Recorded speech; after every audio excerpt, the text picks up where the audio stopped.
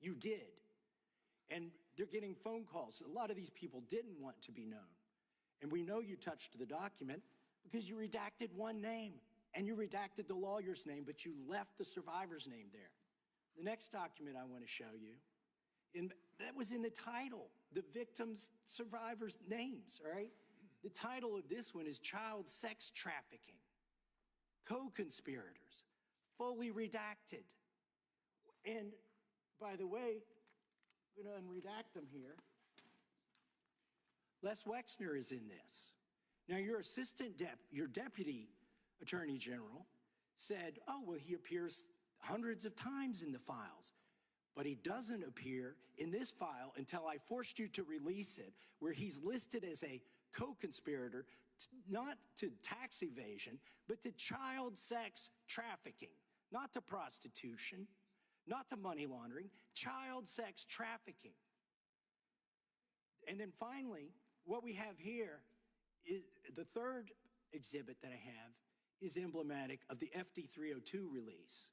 These are the documents that we need that you're holding on to and over-redacting because they have the names of the men who are implicated. How do we know? Because the survivors gave testimony to the FBI, and it's in there. And what happens when you go to the portal at the DOJ to look at what's behind this redaction? Another redaction. So we can't even see them. And then there's some of these files you've pulled down from the website that we will never see because we can't search the redactions. So I have several questions for you. Who's responsible? Are you able to track who in your organization made this massive failure and released the victims' names? Are you able to track who it was that obscured Les Wexner's name as a co-conspirator in an FBI document? Do you have that kind of accountability? I believe Wexner's name was listed more than 4,000 times. Yeah, I already told you that. This is where he's listed as a co-conspirator. Can I finish my answer? Come on, let me finish my answer. We corrected that within 40 minutes. He was already, you're acting like everybody's trying to cover up Wexner's name. Reclaiming my time. I'm going to answer this question. Reclaiming my time. Mr. Chairman. This isn't how this works. Can I have my time back? Mr. Chairman. The gentlelady can give her answer. The time belongs to the gentleman from All right, I'm reclaiming my time. Can I give my answer? So I'm going to put the language of the bill up on the screen. Chairman, may I give my answer on that? It's a political joke, and I need to give my answer on that. We'll let the Attorney General respond, and then the gentleman can move to his next question. It's my time. Within 40 minutes, you asked me a question. Within 40 minutes, Wexner's name was added back. Within 40 minutes of me catching you red-handed. There was one redaction out of over 4,700, and we invited you in. This guy has Trump derangement syndrome. He needs to get, you're a failed politician. You need to get on these matters. Chairman, please restore his time and remind the witness of the rules here. There is no credible information. None. If there were, I would bring the case yesterday that he trafficked to other individuals. Is that your position as well? My position is any victim who comes forward, of course, we would love to hear from them. 1-800-CALL-FBI. Ladies up.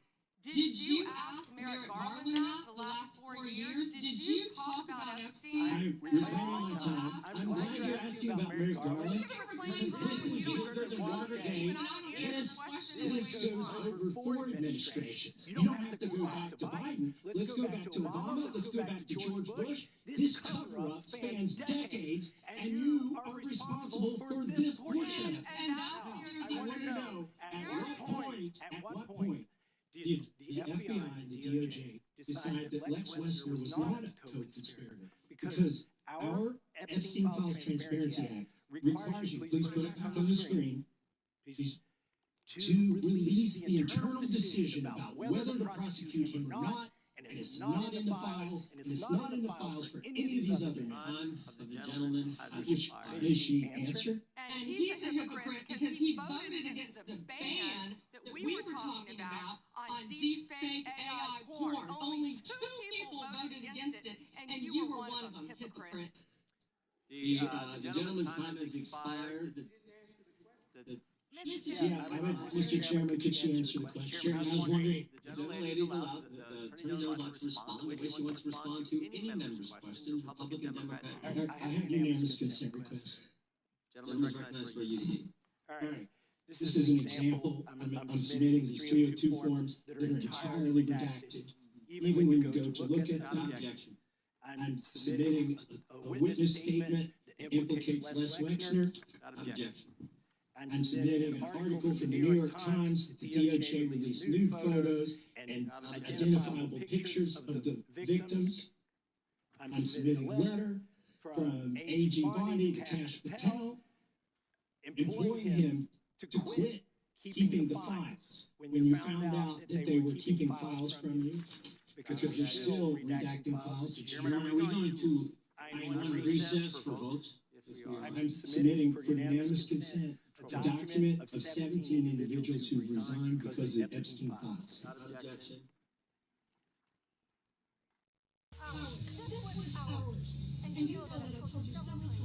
I didn't break any laws. I didn't damage anything. I just wanted to help someone who clearly couldn't do it alone. The driveway looked harmless from a distance, but up... Japan is already living in the year 2050. First of all, on rainy days in Japan, you don't have to worry about your umbrella dripping everywhere. In front of every store, you'll find an umbrella dryer. You simply slide your wet umbrella inside, and it comes out dry instantly. Next, in Japan, there is a law that requires companies to make their cakes exactly the same shape and size as those shown on the packaging. This prevents customers from feeling disappointed with what they buy. If a company fails to follow this rule, it risks having to pay a heavy fine. In Japan, when you buy shoes, there's no need to guess or try on several pairs, because every store has a machine that measures your feet and tells you the exact size you need. In addition, Japanese subway stations are equipped with futuristic platforms that automatically fill the gap between the train and the platform when the train arrives. This greatly makes it easier for parents with strollers and people in wheelchairs to get on and off. Also, on Japanese trains, the seats are designed to fold up against the doors during rush hours. This clever feature creates extra standing space for passengers, making peak time travel more comfortable. And finally, instead of simple gutters, the Japanese use decorative rain chains through which water flows harmoniously while producing a relaxing melody. If you're not following us, you'll probably won't see us again, but if you are, then congratulations. You're growing every day. What's the most dangerous country in the world right now? Also a good question. There are several. And I've been to all of them. I never got to go to the nice places. I went to 72 countries with the CIA, and almost all of them were just awful. Some of the most dangerous places in the world are Yemen, Somalia, Gaza, Afghanistan, parts of Pakistan. You have to sleep with one eye open. You just never know how bad things are going to get. And I'll give you an example. I went to Yemen 5 times, and every time I went, it was worse than the previous time. The 5th and final time that I went, we were only allowed to stay at one hotel. The hotel had a 30-foot high wall around it to protect it from bomb blasts. You couldn't stay in any of the other hotels by then. Well, the day after I arrived, a group of South Korean diplomats arrived. And on the drive from the airport to the hotel, they were ambushed and they were all killed, 6 of them. A couple of days later, a group of South Korean intelligence officers arrived to investigate the murder of the 6 diplomats. And they were ambushed, and they were murdered. And so the South Koreans just closed their embassy and went home. That's a pretty dangerous country. Which film or TV series portrays spy work the most accurately? Great question. I will tell you that at the CIA, we watch every single spy movie and spy series. All of us do. I'm proud to say that I have been the script advisor on The Bourne Ultimatum, on Kill the Messenger, on True Lies, and on Burn Notice. We love this kind of thing. Most of them have nothing whatsoever to do with the reality of the CIA, except a couple. In terms of TV, Homeland. Wow. They got it right. The only thing that they got wrong was if you go crazy, they send you to the hospital until you're not crazy anymore. In movies, there was a movie that came out in 2004 called The Recruit. the first half of the movie, where the lead character is going through training, 100% accurate, except for one minor difference. They didn't beat us in training. Everything else that he went through, we went through it in spades. Most other movies, stinkers. And listen, just as a general rule, if somebody calls the CIA the company, turn it off. Do you ever fear for your life? Not now, but over the course of my career, I did several times. And I'll give you one example. There were two active assassination attempts against me. In one, I just got lucky. And unfortunately, my next-door neighbor was killed instead. He was the British defense attaché in Athens, Brigadier General Stephen Saunders. I think about it every single day. In another, an enemy country sent one of its officers and a double agent to kill me, but we had advance warning that it was going to happen, and we were able to, well, we were able to neutralize the threat, as they say in the movies. But there was another experience that I had that troubled me deeply. I was serving in Pakistan at the time, and I was staying in a small guest house because it was safer than a big hotel. Sure enough, the big hotel was blown up and 45 people were killed while I was living there. But I left my guest house at a different time, like I did every day, and took a different route, like I did every day, to go to work. And I noticed that a man on a motorcycle wearing a red helmet was trying very hard to stay in my blind spot. I worked 12, 14 hours, whatever it was that day, and I left, and it was dark, and sure enough, there he was again. There's a definition of surveillance. It's multiple sightings at time and distance. So I've seen him multiple times, at different times of the day, and at different places. I'm definitely under surveillance. I got up at 5 o'clock in the morning, got in the car, drove a block, there he was again. So when I got to the office, I said to the security officer, I am under surveillance. I'm 100% sure that I'm under surveillance. He said, well, let's wait until the chief comes in. When the chief finally came in, I told him the story, and he said, well, you know what you have to do. I said, I know. I'm going to kill him if I see him this afternoon. I was worried about it all day. That afternoon, I had a meeting at a safe house that we shared with the local service. And on my way out at the end of the meeting, and I don't know why I did this, but I turned around and I said, General, are you following me? And he said, no, why? And I said, because I'm under surveillance, and if I see this guy again, I'm going to kill him. And I never saw him again. I learned later that several of their officers were sitting around and saying, you know, that new American guy, he's such a nice guy. Nobody's that nice. I wonder if he's being nice just to try to make us drop our guard. And they decided to put the worst surveillance officer in their entire intelligence service on me. And if I hadn't said something that afternoon, he would be in the ground today.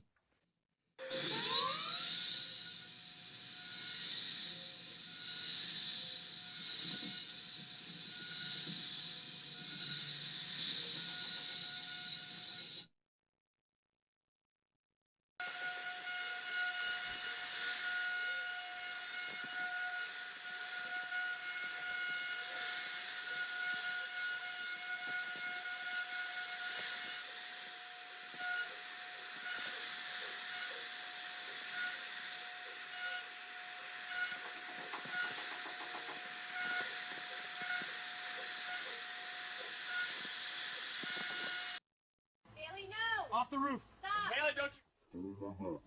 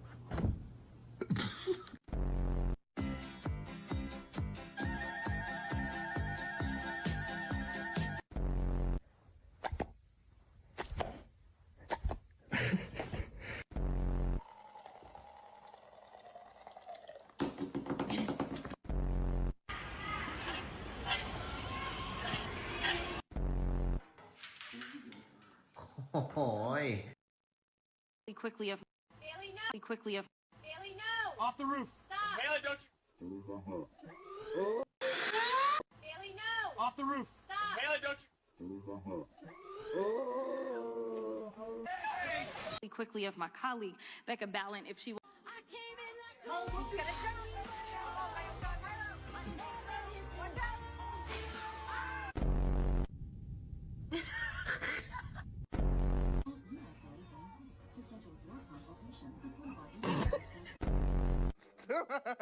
Please.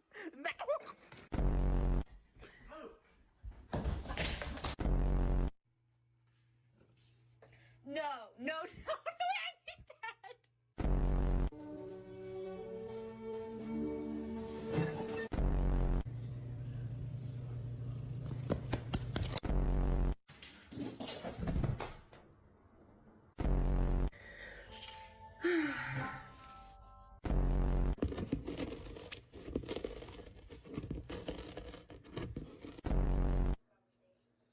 Gary! Hello. No! No! But what's wrong with you today? What's wrong? High five out! At 11:34 this morning, Eastern Standard Time, Air Force One was scheduled to depart. Pouring metal into a Vo poppet.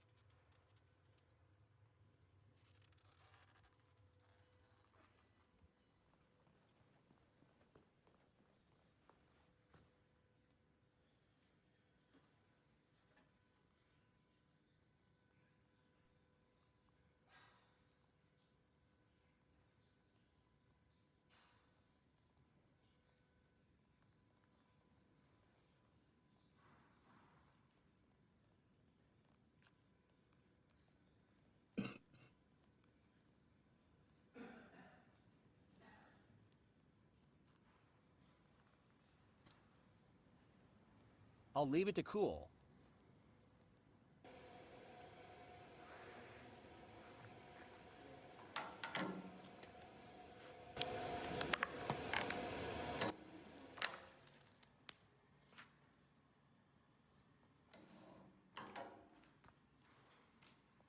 Looks quite good.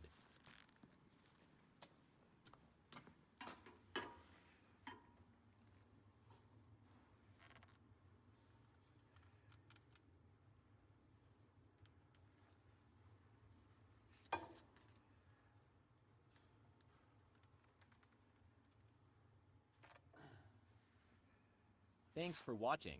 What poppet should I try next? Hey, Anthony. Yeah. Trump said he's going to make voter ID mandatory if the Senate doesn't. Can he do that? No, but the fact that he made the threat in the first place is a good sign that he doesn't think the SAVE Act will pass the Senate and is panicking. After all, he knows he's going to prison if the Republicans can't maintain control of the government after the midterms, and based on the huge flood of Democratic wins in local and state elections over the last year, he knows he can't win the midterms. So, like the Republicans always do, he's going to try and cheat. How does requiring voter ID help him cheat? Well, the biggest thing it does is give them something they can selectively enforce, just like the disenfranchisement laws from the Jim Crow era, where you'd see things like states requiring a literacy test to cast a vote, and then only caring about the results for people of color. This is the same. They will scrutinize IDs closely in blue areas where they claim fraud is rampant, despite all evidence to the contrary, and then barely check them in red areas. That's not all, though. Requiring voter ID also eliminates most forms of automatic voter registration and also makes registering to vote a difficult, potentially lengthy, and in-person process, which, when you combine that with the common Republican tactic of wiping voter rolls right before elections, means that Republicans can deregister large amounts of people they don't want to vote right before elections and not leave them enough time to re-enroll before the election actually happens. And since they aren't making getting a valid ID any cheaper with this law, it also makes it harder for low-income groups to get a voter ID in the first place, and those groups are statistically more likely to be people of color, the same people they want to discriminate against. Can he do that? No, states control the elections, not the federal government, and certainly not the president. He might try it, but I don't think it would stand. And if it does? Well, Senator Gallego had the right idea. It's time for a nationwide general strike. Overdue, really.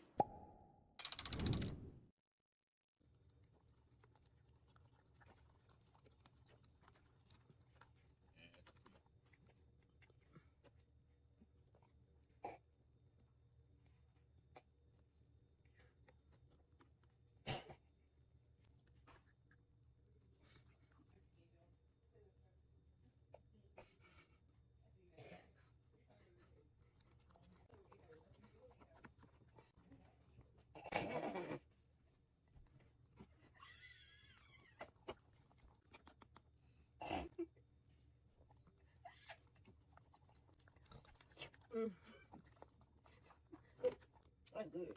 Tastes good.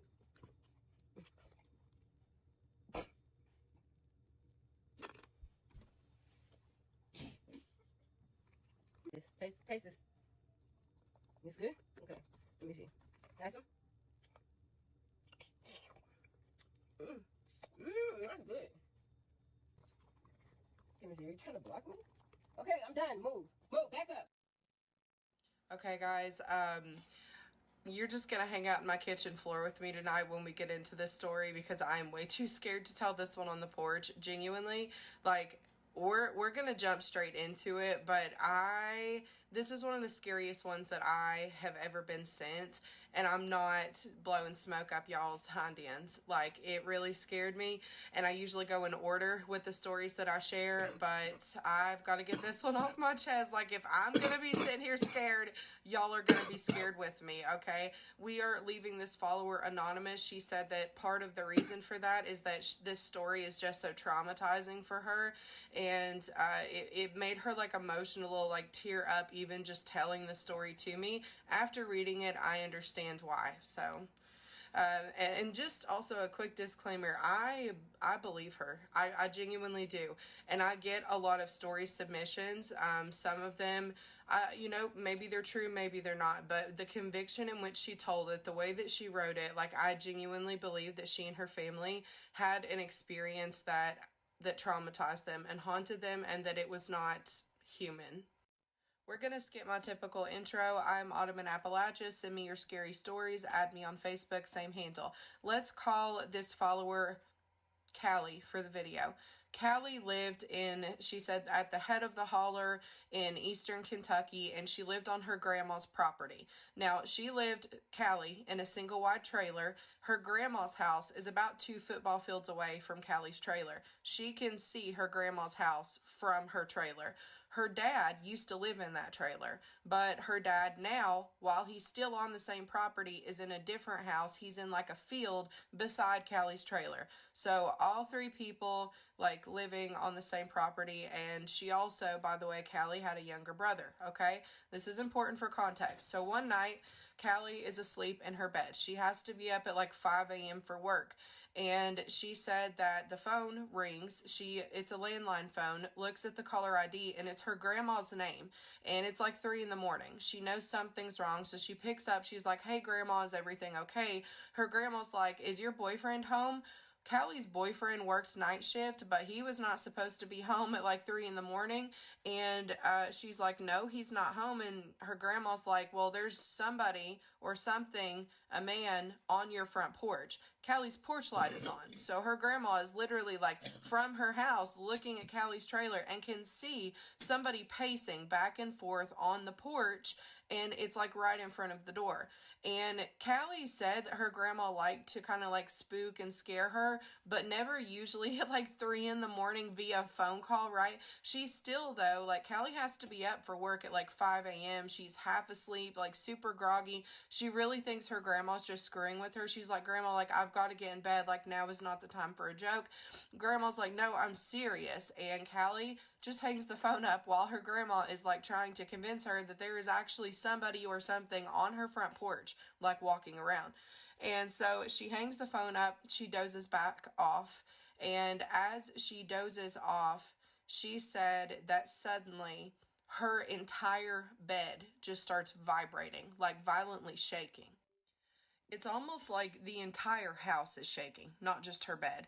And she said it froze her. She is like so petrified that she literally cannot breathe. She can't move her body. Her phone starts ringing again. It's her grandma. She picks up, and her grandma is now like, your porch light is like flickering and doing all kinds of weird stuff.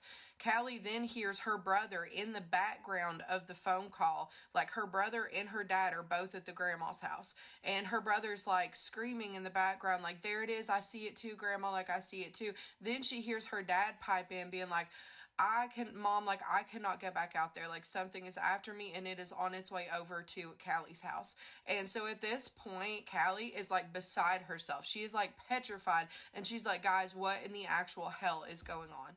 So she actually breaks down crying because she's that petrified, and she hollers at her dad through the phone and says, "Please, like, walk over here and come get me."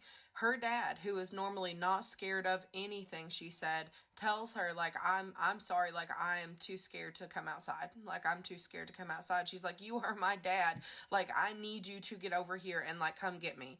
And he's like, okay, I'm coming. And she's like, please knock on the door and tell me it is you before I get out of my bed. A minute or two goes by and she hears pew-pews in the air. It's her dad, of course, like, pew-pewing in the air to try to, like, scare whatever this is, whoever this is, off. And then she hears his voice at the door and he's like, you know, Cal, it's me, open the door. She opens the door up and her dad is standing there frozen in place and he is staring at the field beside Callie's house. And he is repeating over and over, do you see that too? Please tell me you see that too. Callie's like, I refuse. I am not looking. I'm rebuking it in God's name. Like, she's trying so hard not to, like, let it get into her mind and, like, shake her up. But eventually her dad is like, no, I need you to look because I feel like I am insane, right? Like, I feel like I'm going crazy for seeing what I'm actually seeing right now. So against her better judgment, she lifts her head up and at first she doesn't see it. But then her eyes lock with its eyes, and she said it is a picture she will never be able to get out of her head. About 15 yards away, directly in front of them, Callie sees something that is clearly not human, although it was standing on two legs like a man. She said that it was standing in a ditch line, the ditch line that separates her driveway from the field. This thing was about 7 or 8 foot tall. It had a long tail, a completely black body other than the face, which was a dark burnt orange color. It had yellow piercing eyes, and it had this, like, horn protruding from right above its forehead, like one single horn. She said this thing is just standing there, like, intently staring straight at her and her dad. She sees this, and I'm getting, like, chills saying this, y'all. She is so shocked. She feels like she can't even breathe. And she slaps her dad's side and is like, get in the house. So they go in the house. Grandma's house is out the window now. They're not going out there. They close and lock the door behind them. So they stay awake for the rest of the night in Callie's trailer, and every time that they look out the window, that thing, whatever it was still outside in that ditch line. It never came back onto the porch, never walked across the driveway. It stayed in the ditch line staring at the house, almost like it was waiting on them to come back outside.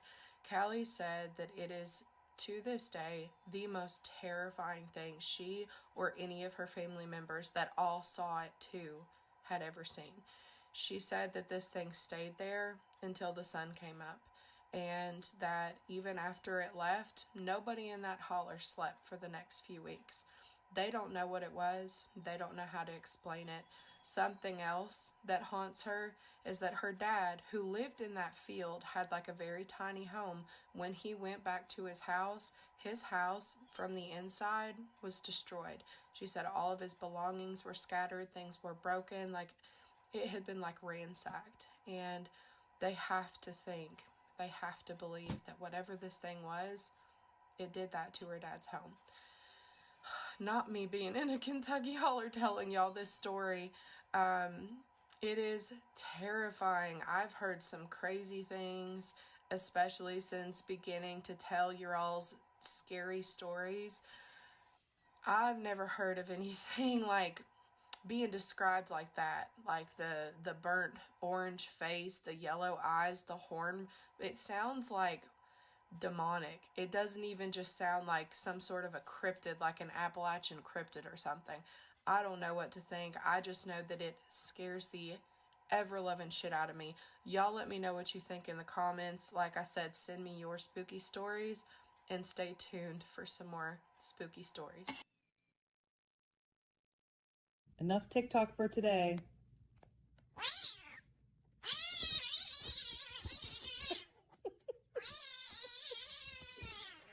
Did you get your 2000? All right, y'all. It's nice and dead, so, yeah, I'm out of here. Get with y'all later.